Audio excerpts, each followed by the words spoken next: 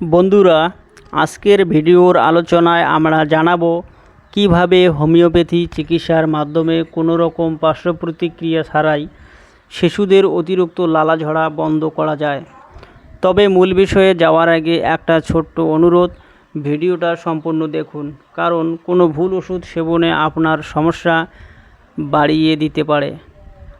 আর যারা চ্যানেলে নতুন তারা চ্যানেলটিকে সাবস্ক্রাইব করে পাশে থাকা বেল আইকনটি প্রেস করে দিন, যাতে স্বাস্থ্য সম্পর্কিত এমন ভিডিওগুলো আপনি মিস না করেন। তাহলে চলুন আর দেরি না করে মূল আলোচনায় যাওয়া যাক। শিশুদের অতিরিক্ত লালা ঝরার প্রধান ও স্বাভাবিক কারণগুলো হলো তার দাঁত ওঠা এবং মুখের পেশিগুলোর পূর্ণাঙ্গ বিকাশ না হওয়া। সাধারণত 3 মাস থেকে 2 বছর বয়সী শিশুদের ক্ষেত্রে এটি একদম স্বাভাবিক। তবে অতিরিক্ত লালা পড়ার অন্যান্য কারণও থাকতে পারে, যেমন দাঁত ওঠার সময় মাড়িতে ব্যথা বা অস্বস্তি, যার কারণে শরীর স্বস্তি পেতে বেশি লালা তৈরি করে। গ্রাস করার সমস্যা, শিশুরা অনেক সময় মুখের লালা কিভাবে গিলতে হয় তা পুরোপুরি শিখতে পারে না।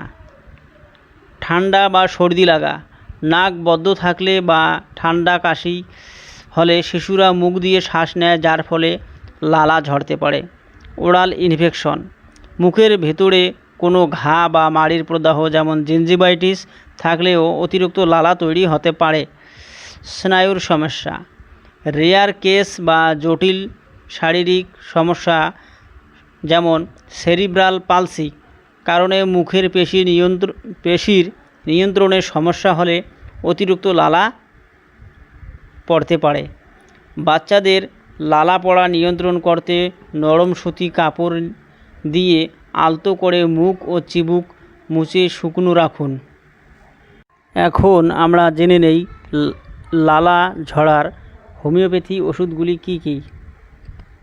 প্রথম ওষুধ মার্কসল 200। এই ওষুধটি দিলে লালা ঝরা বন্ধ হয়। আর এই ওষুধ খাওয়ার পরেও যদি বিশেষ কোনো উপকার না হয়, তবে সিপিলিনাম 200 ওষুধটি সপ্তাহ অন্তর একটা ডোজ দিলে অবর্থ ফল হয়। তো প্রিয় দর্শক, ওষুধগুলি নিজে থেকে না কিনে একজন পাশাপাশি হোমিওপ্যাথি চিকিৎসকের পরামর্শে ওষুধগুলি সেবন করুন। ধন্যবাদ, ভালো থাকুন, সুস্থ থাকুন।